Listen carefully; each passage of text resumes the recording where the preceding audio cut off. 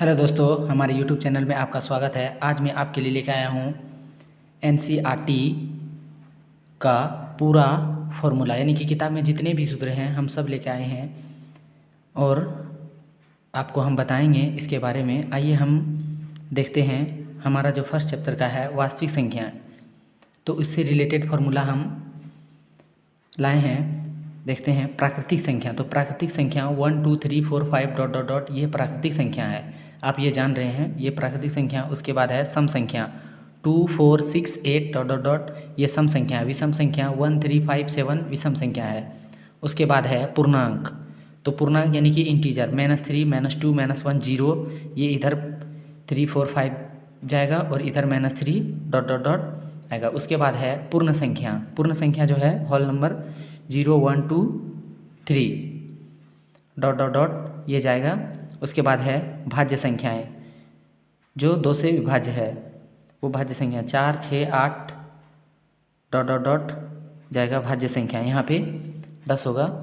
उसके बाद है अभाज्य संख्याएं 2 3 5 7 डॉट डॉट डॉट ये अभाज्य संख्या। उसके बाद सह अभाज्य संख्याएं 5 7, जिसका HCF जो है 1 हो वह सह अभाज्य संख्याएं कहलाती है। परिमेय संख्या P/Q के रूप में जो रहता है उसे परिमेय संख्या कहते हैं। अपरिमेय संख्या √5 √7 √11 डॉट डॉट ये अपरिमेय संख्या है। वास्तविक संख्या √4 √11 √16 4/3 1,6 डॉट डॉट 1 6 ये सब जो है वास्तविक संख्या है। उसके बाद है अवास्तविक संख्या √6 √5 -√19 ये अवास्तविक संख्याएं है। उसके बाद है यूक्लिड विभाजन प्रमेय A बराबर BQ प्लस R, यानी कि भाज्य बराबर भाज्य गुना भागफल जोड़ से, जहाँ जो है A जो है B से बड़ा होना चाहिए, यानी कि भाज्य जो है भाजक से बड़ा होना चाहिए, और जो है 0 बराबर हो R और जो है इससे बड़ा हो B। शांत तथा अशांत, यदि हर जो है 2 पर पावर m गुना 5 पर पावर n हो तो ये जो है शांत होगा, तथा 2 पर पावर m या 5 पर पावर n, यानी कि इसके अलावा अगर हर में जो है कुछ और अंक आ जाए तो वो अशांत हो जाएगा। यदि इसके रूप में नहीं हो तो ये अशांत हो जाएगा। उसके बाद है रेखिक बहुपद। रेखिक बहुपद ax प्लस b, जहाँ a does not equal to 0, तो ये बहुपद होगा यदि चर की घात जो है प्राकृतिक संख्या, यानी कि चर का जो घात है वो प्राकृतिक संख्या होगा। चर का घात अगर प्राकृतिक संख्या होगा तो रेखिक बहुपद होगा। और जो है इसके सीमित पद हो, इसके जो है सीमित पद हो तब जो है वो बहुपद होगा, और इसका गुणांक जो है वो वास्तविक हो तब जो है बहुपद होगा। उसके बाद है द्विघात बहुपद, यानी कि P of x ax² plus bx plus c, तो ये द्विघात बहुपद होगा। इसी को अगर 0 के बराबर कर दिया जाए तो ये हमारा द्विघात समीकरण हो जाएगा। आप देख सकते हैं यहाँ पे इसका शून्यक जो निकालेंगे x बराबर -b प्लस -√d बटे 2a, और d बराबर जो होता है वो होता है b² - 4ac, जो कि 0 से बड़ा होगा तो वो अस्तित्व होगा और 0 से छोटा होगा तो उसका अस्तित्व नहीं हो। उसके बाद है शून्यकों का योगफल। शून्यकों का योगफल अल्फ़ा प्लस बीटा बराबर -b/a और अल्फ़ा इंटू बीटा बराबर -c/a, यानी कि गुणनफल c/a, और योगफल जो हो जाएगा वो -b/a। उसके बाद है द्विघात बहुपद, यानी कि द्विघात बहुपद का जो सूत्र होता है, यदि हमारे पास जो है शून्यकों का योगफल और गुणनफल मालूम है तो हम द्विघात बहुपद ज्ञात कर सकते हैं। x² minus alpha plus beta into x plus alpha into beta. उसके बाद है दो चर वाले रेखिक समीकरण। दो चर वाले a1/a2 बराबर नहीं होगा b1/b2 के, तो ये जो है प्रतिच्छेदी रेखा होगा, प्रतिच्छेदी रेखा, और इसका हल जो है 1 होगा तथा संगत होगा। प्रतिच्छेदी रेखा आप देख सकते हैं, एक रेखा दूसरे रेखा पर प्रतिच्छेद करती है। उसके बाद है a1/a2 बराबर b1/b2 बराबर नहीं c1/c2, तब जो है रेखा जो है वो समांतर होगा। रेखा यानी कि समांतर होगा, इसका कोई हल नहीं होगा और ये जो है असंगत होगा। उसके बाद तीसरा नंबर जो है वो है a1/a2 बराबर b1/b2 बराबर c1/c2, यानी कि इसका जो है अनेक हल होगा और रेखा और संपाती रेखा होगा। संपाती यानी कि एक रेखा है उसी पे दूसरा रेखा होगा तो वो संपाती कहलाएगा, और ये जो होगा वो संगत होगा। उसके बाद है AP यानी कि समांतर श्रेणी। समांतर श्रेणी एनवां पद का फॉर्मूला इसमें होता है ए एन बराबर A plus N minus one into D, और एन पदों का योग यानी कि S N equal to N by two into two A plus N minus one into D, तथा एस एन का और एक तो फॉर्मूला होता है एस एन बराबर N by two into A plus A N. यदि ए और ए एन का मान दिया हुआ है और एन का मान दिया हुआ तो हम एस एन का ये फॉर्मूला लगा के सीधे ज्ञात कर सकते हैं। उसके बाद है निर्देशांक ज्यामिति कोऑर्डिनेट ज्योमेट्री। अब देखिए चतुर्थांश चिन्ह है, तो आइए हम देखते हैं। ये हमारा एक्स अक्ष होता है, ये हमारा वाई अक्ष होता है। ये प्रथम पाद यानी कि प्रथम चतुर्थांश, प्रथम पाद, द्वितीय पाद, तृतीय पाद और चतुर्थ पाद। प्रथम पाद यानी कि इसमें x का मान प्लस होता है, इसमें y का मान प्लस, तो ये प्लस प्लस। उसके बाद इसमें x का मान माइनस होता है, y का मान प्लस होता है, तो माइनस प्लस। उसके बाद ये तीन दोनों में माइनस माइनस होता है, तो माइनस माइनस। इसमें x का मान प्लस होता है और y का मान माइनस होता है, यानी कि ये हो जाएगा प्लस, उसके बाद माइनस। आप यहाँ देख सकते हैं बिंदु x y, x जो है वो भुज कहलाता है और y जो है वो कोटि कहलाता है। तो प्रथम पाद का निर्देशांक जो है वो प्लस प्लस, द्वितीय पाद का माइनस प्लस, तृतीय पाद का माइनस माइनस और चतुर्थ पाद का प्लस और माइनस। उसके बाद इसमें दूरी सूत्र है under root x2 minus x1 का whole square plus y2 minus y1 का होल स्क्वायर। मध्य बिंदु का सूत्र जो है वो है x1 प्लस x2 बटे 2 और y1 प्लस y2 बटे 2, यहाँ पे 2 होगा। उसके बाद विभाजन सूत्र जो है वो x बराबर m1 into x2 plus m2 into x1 बटे 2 और y बराबर m1 इंटू y2 और प्लस m2 इंटू y1 बटे 2, ये है विभाजन सूत्र। उसके बाद है त्रिभुज का क्षेत्रफल, इसमें निकालेंगे तो 1/2 x1 into y2 minus y3 plus x2 into y3 minus y1 plus x3 into y1 minus y2। इसको जो है हम इस तरह से याद कर सकते हैं 23, 31, 12, इस तरह से हम इसको याद कर सकते हैं, यानी कि 23, 31, 12। अगर ये हमको याद है तो ये हम पूरा फार्मूला को लिख सकते हैं। उसके बाद है संरेख कॉलिनियर। तो संरेख किसको कहते हैं? यदि एक ही रेखा पर तीनों बिंदु आ जाए तो संरेख कहलाता है। और A C equal to A B plus B C, यानी कि यहाँ से यहाँ तक और जोड़ यहाँ से यहाँ तक हो जाए तो वो हमारा संरेख कहलाएगा। उसके बाद है त्रिकोणमिति फार्मूला। आइए देखते हैं त्रिकोणमिति का फार्मूला। ट्रिगोनोमेट्री आप त्रिभुज देख सकते हैं, यहाँ पे त्रिभुज बनाए हैं, इस तरह से ड्रॉ किए हैं। उसके बाद पाइथागोरस प्रमेय आप जानते होंगे, कर्ण स्क्वायर बराबर आधार स्क्वायर जोड़ लंब स्क्वायर, ये पाइथागोरस प्रमेय है। उसके बाद है त्रिकोणमिति अनुपातों के बीच का संबंध जो दिया हुआ है। तो यहाँ साइन थीटा बराबर p बटे एच, आप इसको इस तरह से याद करते हैं PBP HHB, यानी कि पाकिस्तान भला बुरा, हिंदुस्तान हरा भरा, इस तरह से आप याद कर सकते हैं। यानी कि साइन थीटा बराबर p बटे एच, कॉस थीटा बराबर b बटे एच और टेन थीटा बराबर p बटे b और कोसेक थीटा बराबर h बटे p, ये रिवर्स चला जाएगा उल्टा। और सेक थीटा बराबर h बटे b और कॉट थीटा बराबर p बटे b, इसको हम यहाँ लिख चुके हैं, आप देख सकते हैं। इसी को हम यहाँ पे लिखे हैं। उसके बाद है यहाँ पे sine theta into cos theta बराबर 1। देखिए यहाँ पे sine theta into cos theta बराबर 1, और इसको लिख सकते हैं साइन थीटा बराबर 1 बटे कॉसेक थीटा। ये हमारे गुना में है तो हम इसको भाग में ला दिए हैं। उसके बाद कॉसेक थीटा बराबर 1 बटे साइन थीटा, यानी कि इसको यहाँ रख लिखें। उसके बाद ये गुना में है तो ये हमारा भाग में आ गया। उसके बाद है उसी तरह से हम इसको लिखे हैं cos sec theta into sec theta बराबर 1, तो कॉस थीटा बराबर 1 बटे सेक थीटा और सेक थीटा बराबर 1 बटे कॉस थीटा। इसी को यहाँ लिखे हैं और फिर इसी को यहाँ लिखे हैं। ये गुना में है तो यहाँ भाग में आ गया है, और ये यहाँ गुना में है तो ये यहाँ भाग में आ गया है। उसके बाद टेन थीटा बराबर होता है साइन थीटा बटे कॉस थीटा और कॉट थीटा बराबर कॉस थीटा बटे साइन थीटा।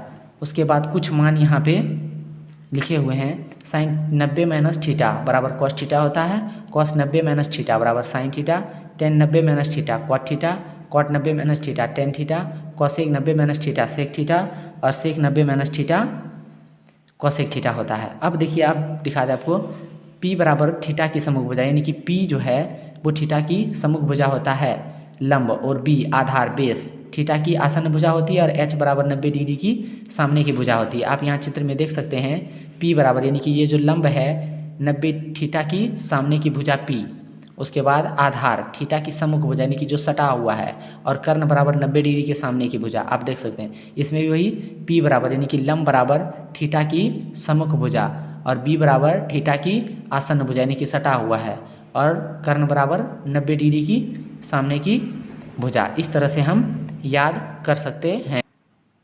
उसके बाद है सर्वसमीका सूत्र, यानी कि त्रिकोणमिति में जो सर्वसमीका का सूत्र है, यदि आप तो जान रहे होंगे sine square theta plus cos square theta बराबर 1 होता है, लेकिन इससे जो है हम 4 फार्मूला लिख सकते हैं, 2 यहाँ लिखे हैं और 2 यहाँ लिखे हैं। Sine square theta plus cos square theta बराबर 1, तो साइन स्क्वायर थीटा बराबर 1 माइनस कॉस स्क्वायर थीटा, ये 1 है तो 1, और ये प्लस में है तो ये माइनस में आ गया। अब देखिए इसको स्क्वायर अगर हटाएंगे तो यहाँ पे रूट आ जाएगा, यानी कि साइन थीटा बराबर under root 1 minus cos square theta. उसी तरह यहाँ पे लिखे हैं।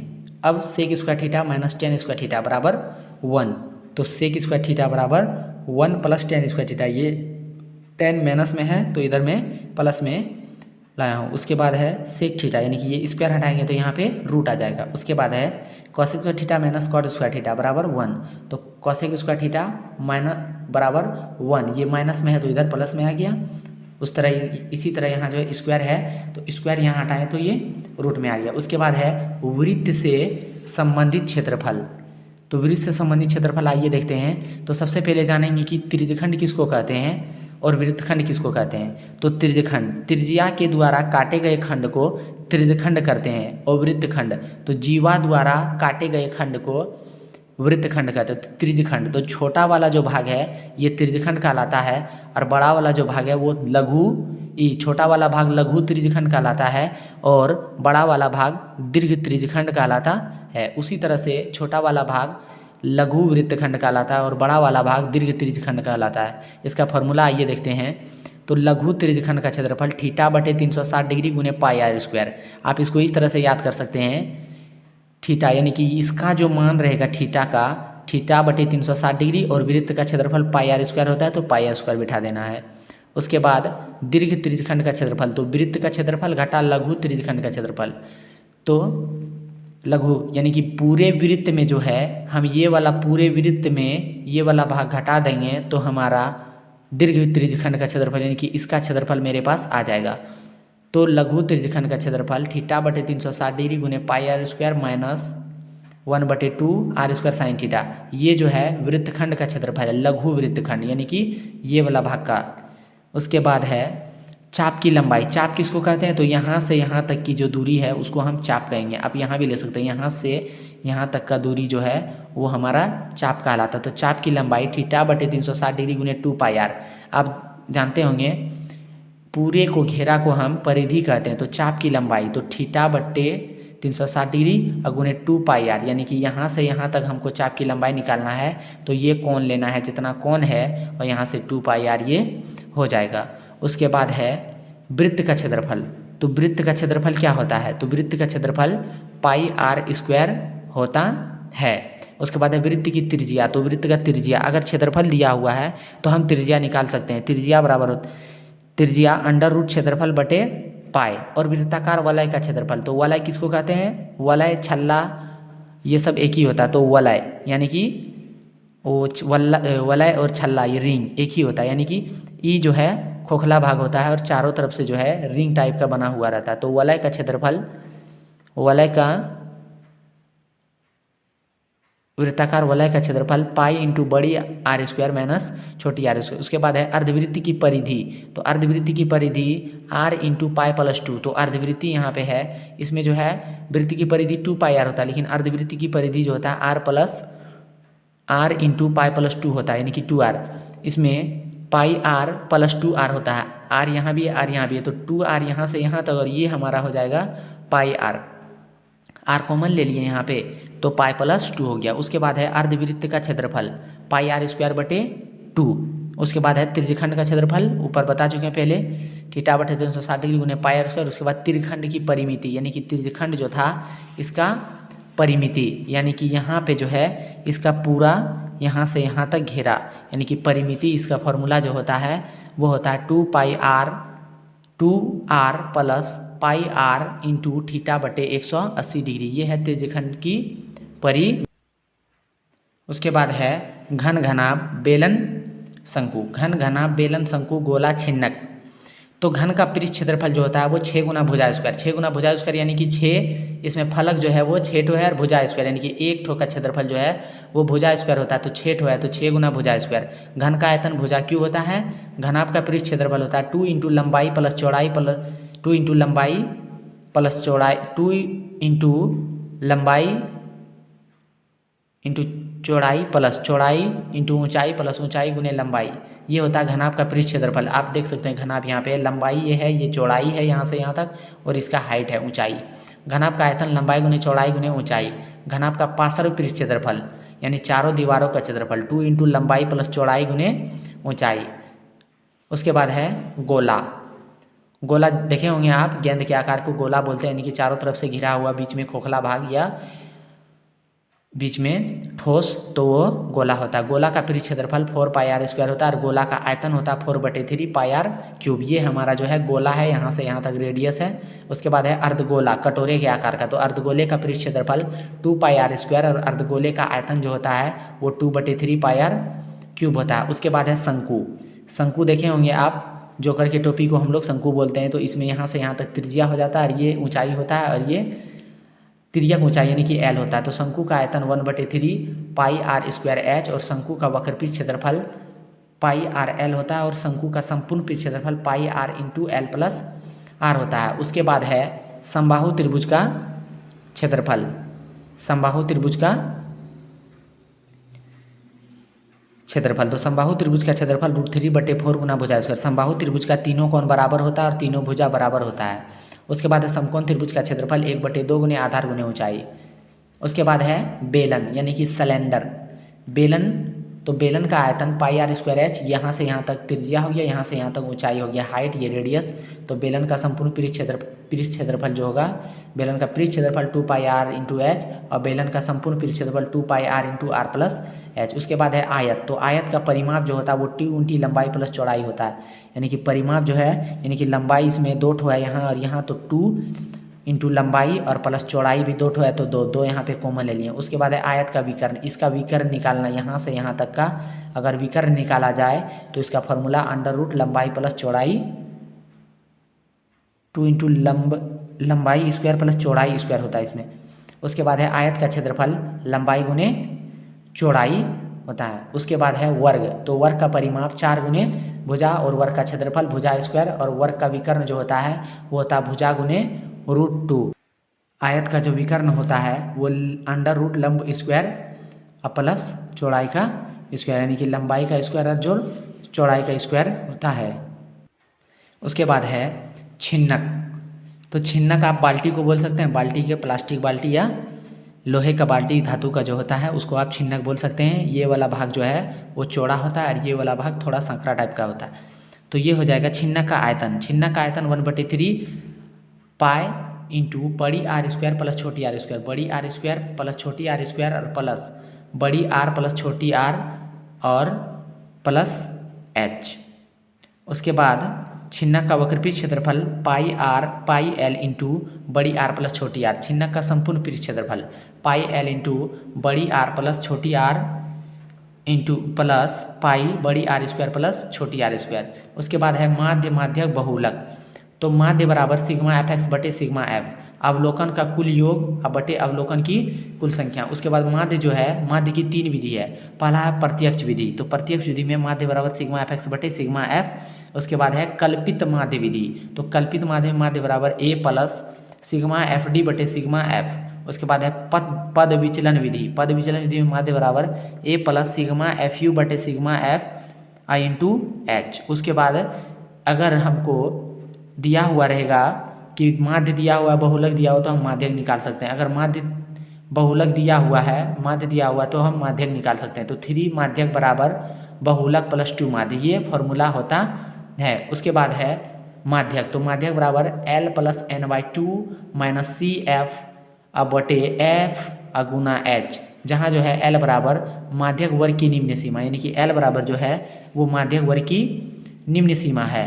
उसके बाद एच बराबर एन बराबर जो है वो प्रेक्षणों की कुल संख्या, एन बराबर जो है प्रेक्षणों की कुल संख्या। उसके बाद सी एफ बराबर माध्यक वर्ग की ठीक पहले वाले वर्ग की बारंबारता, और एफ बराबर माध्यक वर्ग की बारंबारता, और एच बराबर वर्ग माप। उसके बाद है बहुलक L plus F1 minus F0 बटे 2F1 minus FO minus F2 गुने H, यानी कि हम इसको अगर याद करेंगे तो 10 यानी कि 10 तो 10 हो गया, और बटे 102 यानी कि 102, यानी कि 10 बटे 102 लिख के हम याद कर सकते हैं। इसमें L बराबर बहुलक वर्ग की निम्न सीमा, FO बराबर बहुलक वर्ग के ठीक पहले वाले वर्ग की बारंबारता, और F1 बराबर बहुलक वर्ग की बारंबारता, और F2 बराबर बहुलक वर्ग के ठीक बाद वाले वर्ग की बारंबारता, और H बराबर जो है वो हो जाएगा बहुलक वर्ग के अंतराल का अंतर।